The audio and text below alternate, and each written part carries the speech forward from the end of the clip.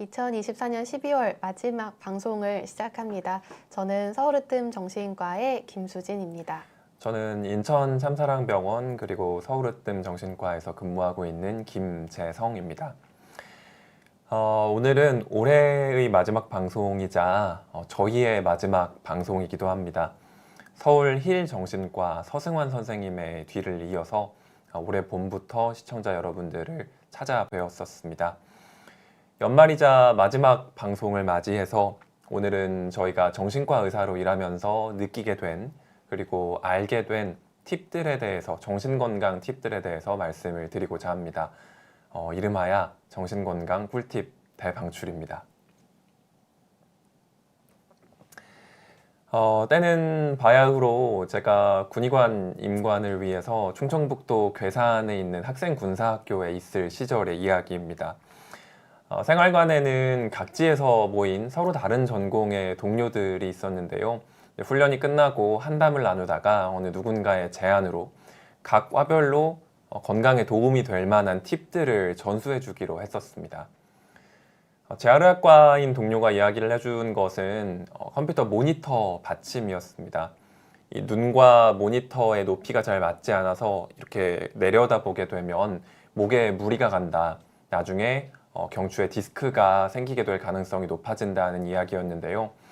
듣고 나서 떠올려 보니까 재활의학과 친구들 집에 놀러 가거나 아니면 사무실에 가보면 항상 적어도 두꺼운 교과서라도 밑에 받쳐놓고 모니터를 쓰고 있었거든요. 신경외과 동료는 오토바이나 전동 킥보드를 타지 말라고 조언을 해주었습니다.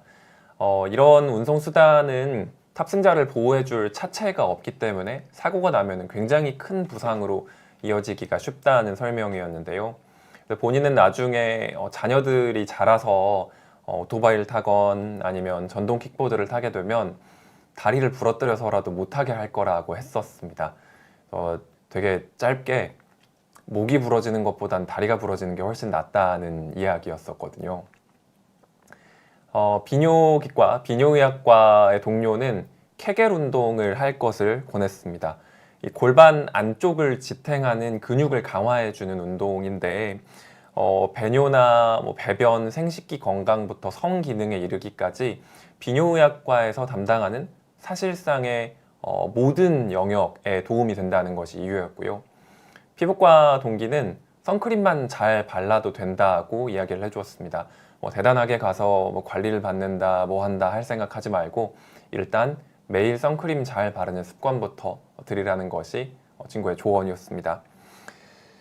정신과인 제 차례가 되어서 이야기를 한 것은 취미활동 만들기입니다. 거창할 필요는 없습니다. 내가 집중할 수 있고 또 즐거우며 꾸준히 쌓아나갈 수 있는 것이면 충분히 괜찮습니다.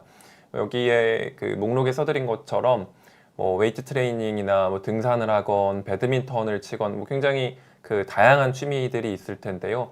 아이돌 덕질도 그렇고 낚시를 가는 것도 그렇고 베이킹, 심지어는 이제 제가 뵙던 환자분들 중에는 유희왕 카드 듀얼을 굉장히 열심히 하는 분들이 계셨거든요. 그래서 이렇게 내가 집중할 수 있고 즐거우며 꾸준히 쌓을 수 있는 것이라면 충분하겠습니다. 사람의 마음은 이제 압력밥솥과도 같다고 이제 저는 생각을 하는데 스트레스를 받는 것은 이 솥에다가 불을 떼는 것과 같습니다. 솥이 무한정 압력을 견딜 수는 없잖아요. 그래서 사람의 마음도 스트레스를 견뎌낼 수 있는 능력에는 분명히 한계가 있습니다. 김을 빼주지 않고 계속해서 불을 떼면 어느 순간은 압력이 높아지다가 이 솥이 뻥 하고 터져버리게 됩니다. 터진 솥은 다시 수리해서 쓸 수는 있지만 이전과 비교해서는 불안불안하게 느껴지는 것은 사실이죠. 솥이 터지기 전에 불을 줄여주고 또 김을 뺄 수 있도록 주의를 기울여 주어야 합니다. 그런데 이 불 줄이기, 그러니까 스트레스를 덜 받는 것은 사실 현실적인 여건도 개선이 되어야 하고 또 내 어떤 마음의 자세를 바꾸어야 하는데 이거는 하루 이틀 만에 해낼 수 있는 일은 아니니까요. 이에 비해서 김을 빼는 것은 상대적으로 좀 더 빠르게 가능하고 난이도도 낮다고 생각을 합니다.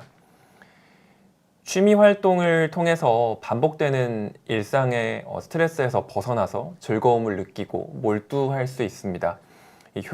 내 자신의 효용을 느끼고 긴장을 느끼는 것 또한 취미 활동의 효과라고 이야기를 하겠고요.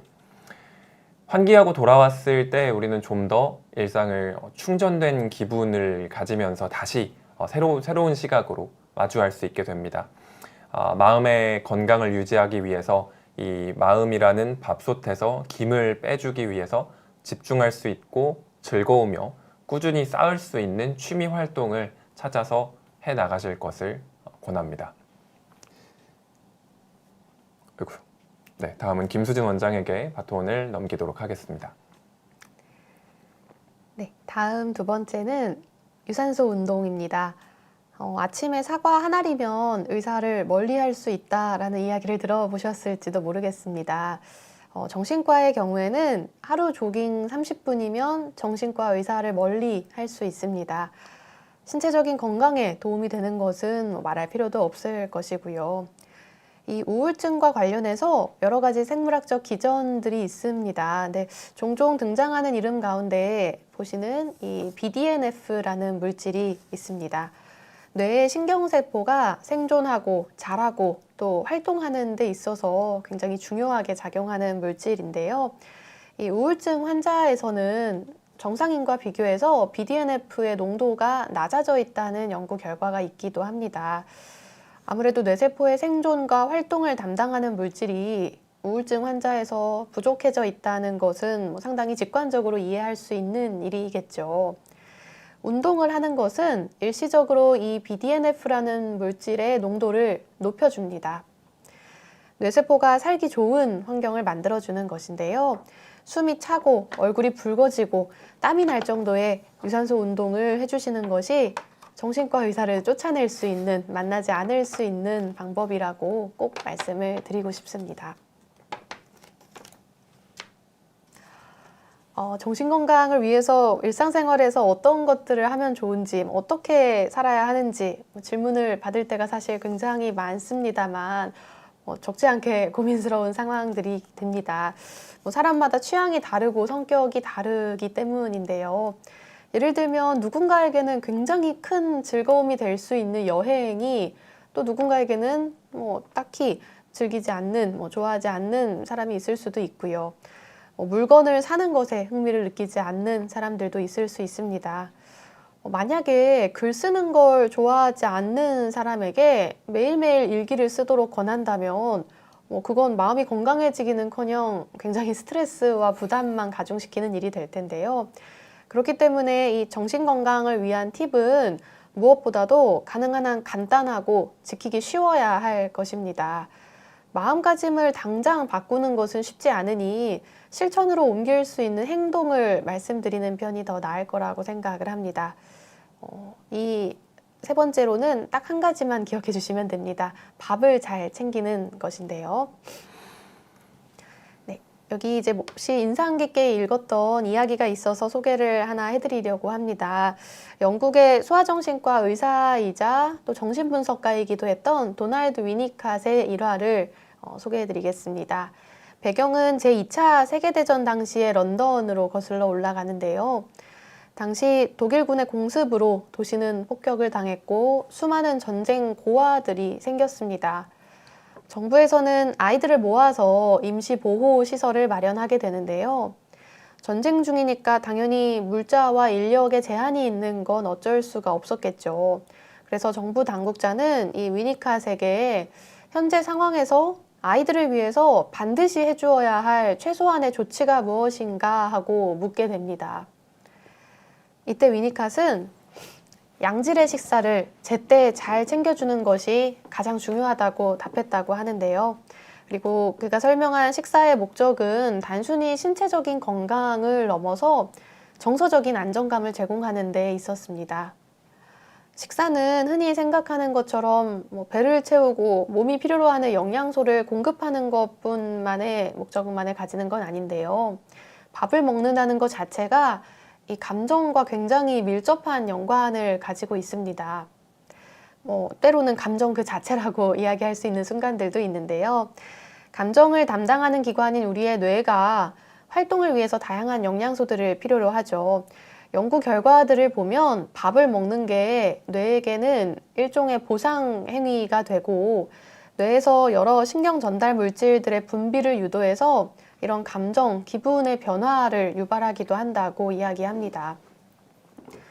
조금 딱딱하게 느껴졌을 수도 있을 것 같아요. 다른 관점에서 바라보자면 우리의 다양한 행동들이 나름의 심리적인 의미들이 다 있지요. 행동 자체가 우리에게 직접 미치는 영향들 뿐 아니라 이와 관련된 수많은 과거의 경험들, 성장 과정에서의 어떤 기억들, 또 당시의 감정들과도 굉장히 복잡하게 뒤섞여 있습니다. 밥을 먹는 건 직접적으로는 필요한 영양분을 공급하는 일입니다. 하지만 식사는 심리적으로는 이 마음속 깊은 곳에 가라앉아 있을 수 있는 이 밥을 먹는 것, 식사와 관련된 감정들을 다시 경험하는 일이기도 합니다. 배가 고플 때 밥을 먹는 게 아주 어릴 때부터 쌓여왔던 수많은 이 돌보아진 기억들, 이런 감정들과 나도 모르는 사이에 마주하게 만드는 순간이 되기도 합니다.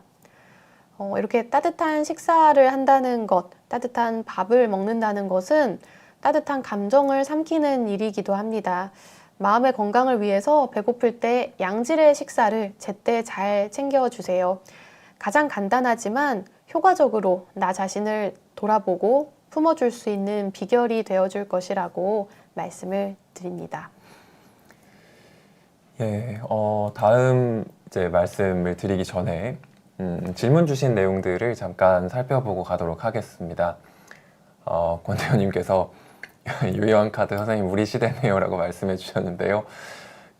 예, 맞습니다. 유희왕 카드가 엄청 유행하던 시절의 학창시절을 보냈는데요. 놀라운 것이 훨씬 더 아래인 요새 뭐 10대 초중반인 친구들도 유희왕 카드 듀오를 하는 사람들이 꽤 되더라고요. 진료실에서 얘기를 들을 때 아니 너희들은 이걸 어떻게 아니? 라고 놀라는 때가 종종 있습니다. SSRI 약물 복용이 스트레스를 줄이는 효과가 있는지를 문의를 해주셨는데요. 정확하게는 스트레스를 줄이는 것과는 조금 다르다고 하겠어요. 저는 비유를 들어서 설명드리는 걸 굉장히 좋아하는데 SSRI가 정신건강이나 스트레스에 있어서 담당하는 역할은 마치 근력운동에서 진통소염제가 담당하는 역할과 비슷합니다. 우리가 들을 수 없는 너무 높은 무게를 치거나 아니면은 감당할 수 있지만은 굉장히 여러 번 횟수를 운동을 하게 되면은 이 힘줄이라던가 아니면 근육에 염증이 생기고 이 세포들이 다칠 수가 있겠죠. 근데 이때 손상이 회복이 되어야 되는데 이 다친 부분에 염증이 생기면 이 염증이 퍼지고 그것 때문에 회복이 잘 안 되는 일들이 종종 생깁니다. 이 항우울제가 1차적으로 이 뇌에 작용해서 해주는 것이 스트레스를 한 번에 많이 받건 아니면 감당할 수 있더라도 지속적으로 스트레스를 받건 이 신경세포들이 손상된 상황에서 이 염증이 더 퍼지지 않도록 도와주는 데 있습니다. 그러니까 스트레스를 딱 받은 만큼만 아프게 한다라고 저는 환자분들께 설명을 드리고는 합니다. 네, 비슷한 맥락에서 이제 스트레스나 기분이라는 게 참 여러 가지 맥락에서 이해할 수가 있는 부분들인데 예를 들면 너무 이렇게 힘들고 괴로운 감정들을 많이 느끼는지 아니면 내가 원래 이렇게 좋아하고 즐기고 흥미를 가지던 것들에 이런 긍정적인 감정을 덜 느끼게 되고 둔감해지고 시큰둥해지는지 또는 원래라면 대수롭지 않게 넘겼을 이 소소한 그런 자극들에 너무 쉽게 욱하게 되거나 짜증을 내거나 기분이 요동을 치게 되는지 이런 여러 가지 것들이 사실 기분과 스트레스의 한 부분들이 되어줍니다. 근데 SSRI 복용이 스트레스를 줄여주는 것이라고 이야기하기는 어렵겠지만은 예를 들면 이런 식의 어떤 스트레스에 대한 이 자극에 대한 나의 과민성, 이런 민감성이 많이 높아져 있을 때 이 부분에 대한 역치를 다시 회복하는 과정을 분명히 돕는 영향이 있는 걸로 생각이 돼요. 그래서 여러 가지로 필요하다면 적극적으로 복용을 해볼 수 있는 방법으로 생각을 하시면 좋겠습니다. 운동에 대해서 많은 질문들을 주셨어요. 일단 토레스님, 운동은 몇 시간 해야 효과 있을까요? 말씀을 주셨는데, 물론 이제 뭐 교과서적으로는 뭐 일주일에 몇 번 이상, 뭐 몇 분 이상의 운동을 뭐 중등도 또는 뭐 고강도의 운동을 하시라 뭐 이런 이야기들 많이 보셨을 겁니다. 근데 이게 참 어려운 것이 뭐 딱 그냥 정답처럼 누구에게나 일관되게 적용할 수 있는 부분은 아니기도 해요. 그래서 만약에 이제 운동을 안 하시던 분에게 운동을 어느 정도 해야 되는지를 말씀드려야 한다면 일단 어떤 것이 되었건 조금 움직이는 것부터 당장 시작을 하시라고 말씀을 드리고 싶습니다. 김재성 원장님 대체로 이때 이제 이럴 때 하시는 말씀이 있었던 것 같은데요. 뭐 숨이 차고 뭐 땀이 나고 네. 얼굴이 붉어질 정도로 몸을 움직이는 것이면 어떤 것이든 좋다라고 사실 제가 자주 듣는 이야기이기도 합니다. 그래서 저는 그래서 물론 이제 뭐 멀리 봤을 때 운동을 조금 꾸준히 해나가시는 분이라면 뭐 일주일에 한 3번 이상 규칙적으로 꾸준하게 적어도 뭐 한 20-30분 이상씩 땀이 날 수 있는 정도의 유산소 운동을 하시라고 말씀을 드립니다만은 이제 막 시작하는 단계 분들에게는 생활에서 조금씩 바꿔나갈 수 있는 정도만이어도 충분하다고 이야기를 드립니다. 뭐 예를 들면 대중교통 출퇴근하시는 분들은 한 정류장 먼저 내려서 조금 더 걷는 시간을 늘린다거나 뭐 엘리베이터를 탈 것을 뭐 계단을 오른다거나 하는 식으로 생활에서 조금씩 활동량을 늘려나가고 이게 익숙해질 때쯤 되면 본격적으로 운동을 조금 시작을 해보고 뭐 이런 접근들이 조금 더 생활에 적용하게 되기가 쉬운 것 같아요. 그래서 말이 길어지기는 했지만은 운동을 반드시 이만큼 해야 무조건 도움이 된다라는 생각을 하면 자꾸 미루고 안 하게 됩니다. 맞습니다. 그래서 어떤 것이든 좋으니 5분, 10분이라도 몸을 움직일 수 있는 것이라면 당장 시작을 할 수 있는 그 자세가 더 도움이 되지 않을까 말씀을 드립니다. 그 겨울철 운동은 어떤 방식으로 해야 하나요?랑 그리고 정신 건강을 위해 운동 추천해 주셨는데 선생님은 무슨 운동 하시나요? 이 두 가지 질문을 묶어서 답변을 드립니다. 저 그냥 이건 개인적인 건데 저는 집에서 그 프리레틱스라는 운동 이제 분야가 있는데 맨몸 운동인데요. 예를 들면 뭐 버피 그 같은 이제 그런 동작들을 엮어가지고 굉장히 숨차게 만드는 그런 것들이 있습니다. 그래서 여기 있는 루틴 중에 버피 50개, 맨몸 sit-up 50개, 그다음 맨몸 스쿼트 50개, sit-up 50개, 40, 40, 40, 30, 30, 30 이렇게 줄여나가서 5, 4, 3, 2, 1 이렇게 그 개수를 채우는 루틴이 있거든요. 근데 한번 하면 정말 그 숨이 넘어갈 것 같이 힘듭니다. 이제 이거를 아까 그 재활의학과 동료였던 지금은 그 중앙대학교 광명병원 그 재활의학과 교수로 있는 나용재라는 교수님이 추천해준 그 운동이거든요. 하이 인텐시티 트레이닝이라는 그 이름에 속하는 이제 운동들인데 뭐 이것이 미토콘드리아 대사에 영향을 주어서 뭐 점점점 하는 이제 근거로 이 운동을 할 것을 권한다라는 설명을 듣고 처음 시작했고 정신과 의사로서 권하는 운동의 조건에도 완벽하게 부합한다. 실내에서 하기에도 좋고 시간도 얼마 안 걸린다. 라는 이런 어마어마한 장점이 있다고 생각을 하고 이 운동을 계속 저는 합니다. 저도 말씀을 드려야 될까요? 네, 저는 사실 아까 잠깐 말씀드린 바 있는 계단 오르기 운동을 원래 굉장히 즐겨 하다가 최근에는 조금 시간이 제한이 있어서 집에서 요가 매트 펴고 그냥 유튜브 영상 보면서 따라하는 간단한 뭐 스트레칭이나 요가 동작이나 뭐 잠깐 땀을 흘릴 수 있는 뭐 유산소나 근력 운동 동작들 정말 짧은 시간 잠깐씩 하고 있습니다. 예, 그러면은 다시 그 PPT로 잠깐 돌아가도록 하겠습니다. 화면이 바뀌면, 제가 말씀드릴게요. 네 번째로 말씀을 드리고 싶은 팁은 화면이 아직 바뀌었습니다. 가장 훌륭한 치료자는 연인이라는 것입니다. 정신과 그 전공의 수련을 하던 시절에 이제 매주 월요일에 그 병동 환자분들의 입원 치료 경과를 논의하는 시간이 있었거든요. 근데 그때 시간을 주관하시는 교수님께서 항상 이 담당 환자분들이 연애 경험이 있는지, 있다면은 얼마나 오랜 기간 연애를 했었는지를 물어보셨었습니다. 그래서 그때는 왜 이러한 상황이 중요할까라는 생각을 하곤 했었는데요. 이후로 깨닫게 된 내용에 대해서 여러분들께 말씀을 드리고자 합니다. 사람의 발달과 관련해서는 굉장히 여러 가지 이론들이 있는데 그 중에서 아주 간단하게 핵심을 추려서 말씀드리면은 다음과 같습니다. 우리는 어머니와의 초기 관계 속에서 대인 관계의 아주 기본적인 능력들을 배웁니다. 기본적인 애착이라던가 친밀감이라던가 아니면 신뢰감 같은 것들을요. 또 아버지가 참여하고 삼자 관계가 되면서 조금 더 입체적인 관계로 확장이 되고 또 여기에 친구들이 참여하면서 이제 사회적인 관계의 기초를 형성하게 됩니다. 이러한 발달은 이것처럼 탑을 쌓아 나가듯이 한 층 한 층 밑에서부터 쌓아 올라가는 과정에 해당하고 아래층이 안정적으로 잘 쌓여야 위층을 또 잘 쌓을 수가 있습니다. 노트북에서 뭔가 소리가 나고 있거든요. 오늘은 되게 다사다난한 하루가 되고 있네요. 네, 뭔가 팬이 이 앞에서 엄청 돌아가고 있습니다.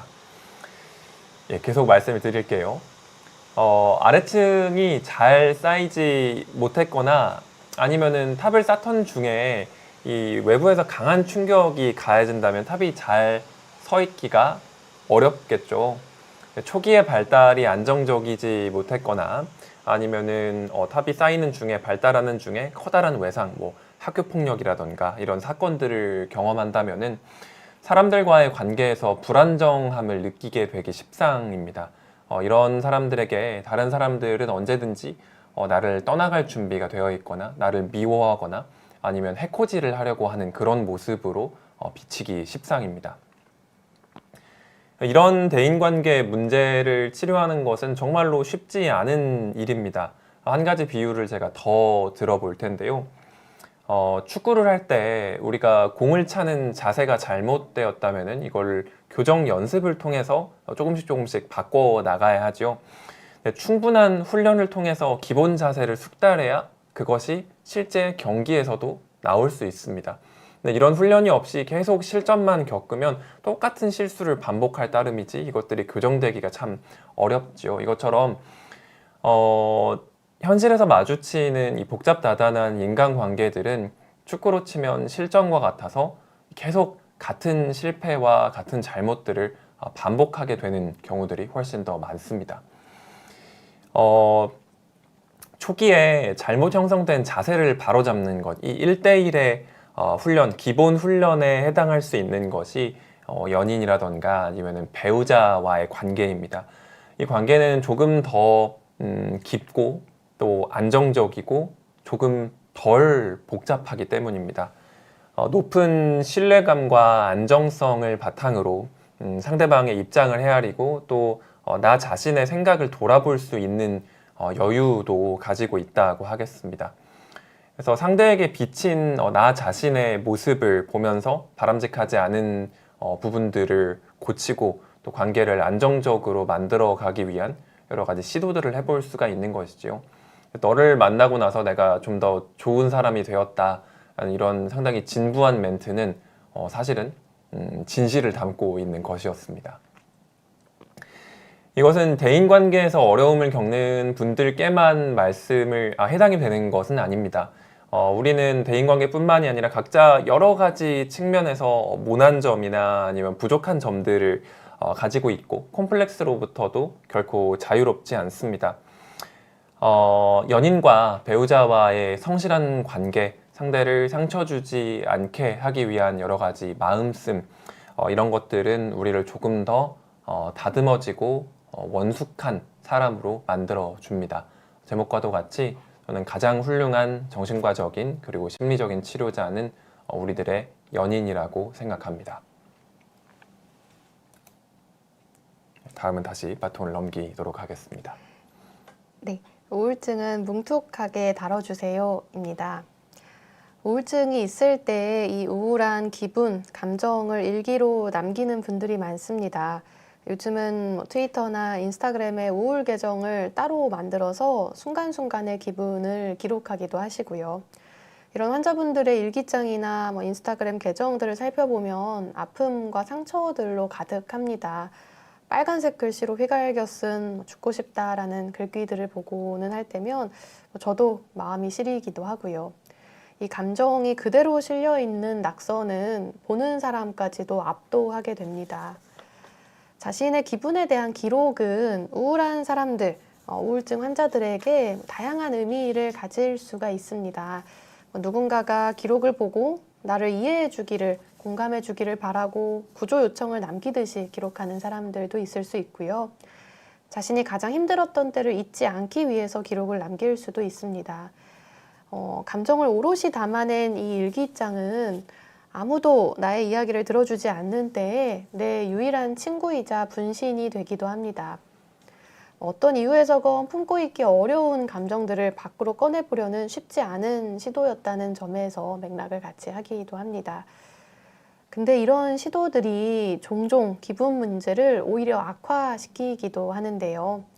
이 부정적인 감정이 가득 담긴 기록들은 다시 보았을 때 그때 당시의 아픔을 생생하게 되살려내기도 합니다. 내가 얼마나 힘들었고 다른 사람들로부터 이해받지 못했는지, 얼마나 오랜 시간 동안 고통받아 왔는지를 확인하면서 재차 다시 고통을 받게 되는데요. 이렇게 되새김질을 통해서 섬세해진 감정들이 다시 나를 더 아프게 찌르기도 합니다. 문제를 구체적으로 파악해 나가는 과정에서 자책을 하게 되기도 하고요. 근데 안타깝게도 이렇게 산더미처럼 쌓여있는, 뒤섞여 있는 이런 감정들 속에 해결책은 들어있지 않습니다. 옆에 있는 김재성 원장이 굉장히 좋아하는 초반 만화에 이런 장면이 있습니다.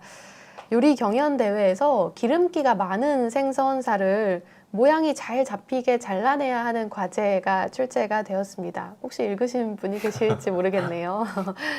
요리를 위해서 날카롭게 갈아서 준비해온 칼은 오히려 이 생선의 기름기에 미끄러져 버려서 이 과제를 해결하는 데 방해가 되었습니다. 주인공의 라이벌이 생각해낸 답은 작두처럼 두꺼운 칼이었습니다. 생선살의 기름기에 영향을 받지 않을 만큼 두꺼운 칼로 처리를 해야 한다는 것이었는데요. 우울한 감정을 대처하는 데 있어서도 이 장면이 시사하는 바가 적지 않다고 생각을 합니다. 감정을 날카롭게 갈아내고 내 기분의 원인을 찾아서 계속 파고 들어가는 건 적어도 우울증에서는 큰 도움이 되지 않는 경우가 많습니다. 더 날카로워진 감정은 나를 더 아프게 찔러오기도 하거든요. 삶의 모든 영역에서 나의 못난 점, 우울한 점들을 더 선명하게 보이도록 만들기도 합니다. 이것은 저희가 보통 이야기하는 자기 성찰과는 다릅니다. 끊임없이 밀려오는 부정적인 감정들, 생각들을 계속해서 재생산해내는 것일 뿐이기도 합니다. 그래서 저는 우울증이 있을 때 감정을 뭉툭하게 다룰 것을 권합니다. 오늘은 플러스 1이었다 또는 오늘은 마이너스 5였다 이런 정도로 가볍게 기분 변화를 알아볼 수 있을 정도로 기록하는 것도 충분합니다. 칼을, 이런 감정의 구분을 날카롭게 갈아낼수록 우울증은 더욱더 다루기 어려워진다는 말씀을 드립니다. 네, 마지막으로 말씀을 드릴 것은 이제 저의 행복론인데요. 그에 앞서서 이제 조금 전에 나왔던 만화는 그 미스터 초밥왕인데, 처음부터 끝까지 한 20번은 정말 과장 않고 20번은 읽었습니다. 아마 정신과 의사가 되지 않고 다른 직업을 선택했다면 저는 정말로 초밥을 만들었을지도 모르겠습니다.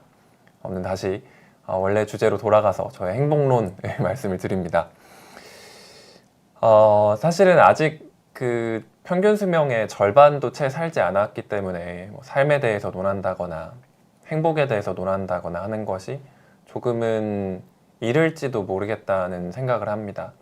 그런데 이것은 비단 저의 생각을 말씀드리는 것은 아니고 정신과 의사라는 직업 때문에, 직업 덕분에 마주하게 되었던 여러 분들의 이야기와 마음을 통해서 보게 된, 그리고 알게 된 행복에 대한 이야기입니다. 인생을 살아간다는 것이 건포도가 박혀 있는 빵을 먹는 것과도 같다고 저는 느꼈습니다. 그래서 달콤한 건포도는 사실 빵에 그렇게 많이 들어있지는 않습니다. 또 어떤 빵인가에는 다른 빵보다 훨씬 더 건포도가 적게 들어있을지도 모르고요. 그래서 이 그 알갱이가 나오기를 기다리면서 빵을 먹게 되면, 이 알갱이에만 집중을 하게 되면 이 그 희고 퍽퍽한 빵을 먹는 것이 되게 재미없고 짜증나고, 이 새콤하고 달콤한 맛은 언제 나오지? 하는 식으로 지나가 버리기가 십상입니다. 달콤한 맛을 기대했는데 나오지 않을 때 심지어는 배신감까지 느낄 수 있다고 생각을 합니다.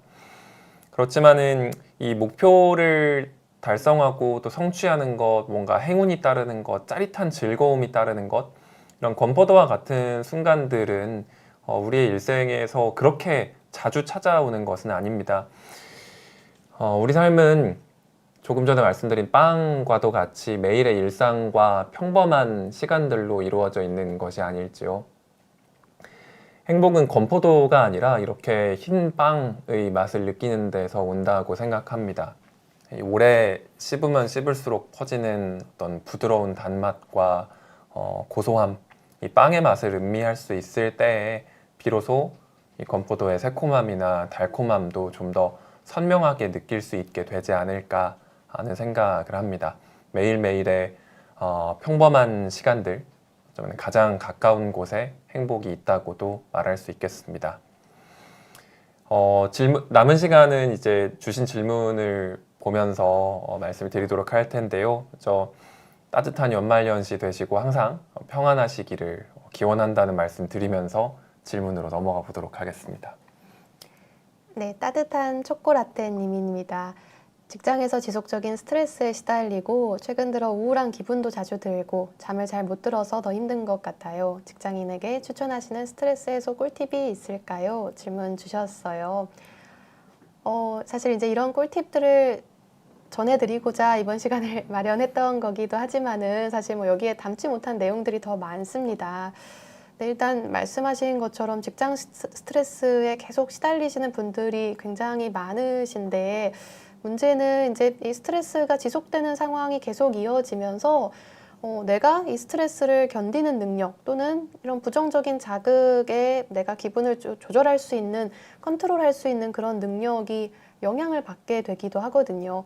이런 부분들이 자꾸 역치가 낮아지고 내 스스로 조절할 수 있는 능력이 자꾸 약해지게 되면 이게 때로는 어떤 번아웃이나 우울증과 연결이 되면서 원래 스트레스 받던 상황이 없어졌음에도 불구하고 이런 힘든 기분들은 지속되게 만들기도 합니다. 그래서 정말 이제 그런 경우에는 빠르게 상담이나 치료를 찾아보실 것을 권유를 드리고, 뭐 생활에 크게 지장이 될 정도는 아니지만 이런 약간의 스트레스가 지속되고 있는 경우라면 아까 말씀드린 것처럼 스트레스, 이 김을 빼줄 수 있는 어떤 시간이나 활동들이 필요하겠습니다.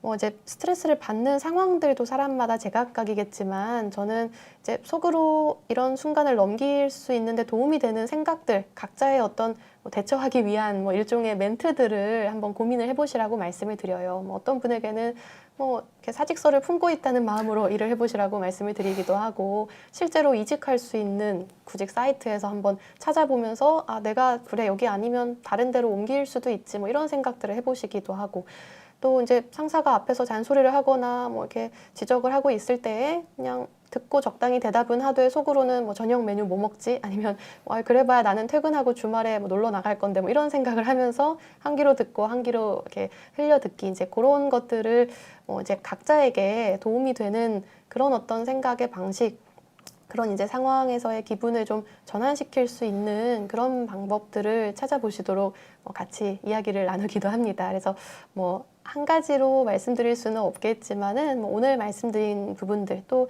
이제 각자의 그 스트레스를 해소시키는데 도움이 될 수 있는 아까 말씀드린 취미를 비롯해서 약간의 뭐 휴식들, 이런 부분들이 같이 더해지면 좋지 않을까 생각은 듭니다.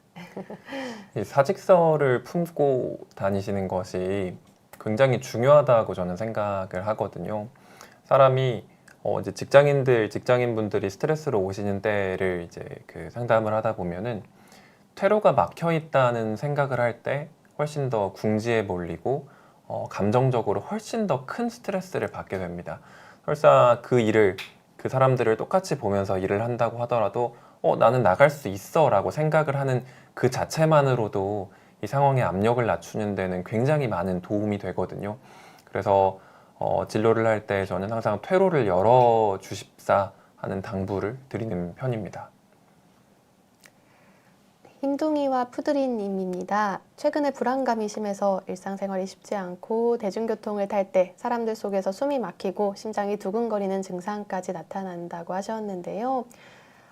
대중교통 또는 뭐 이렇게 사람이 많고 붐비는 곳 또는 뭔가 이렇게 밀폐된 공간에서 내가 쉽게 밖으로 빠져나가기 어렵겠다는 답답한 느낌을 유발하는 그런 공간들에서 말씀하신 이런 신체 증상들을 느끼시는 경우들이 많습니다. 뭐 일종의 불안, 공포 증상이기도 하고 이게 정말 심할 때에는 공황 발작으로 나타나기도 하는데요.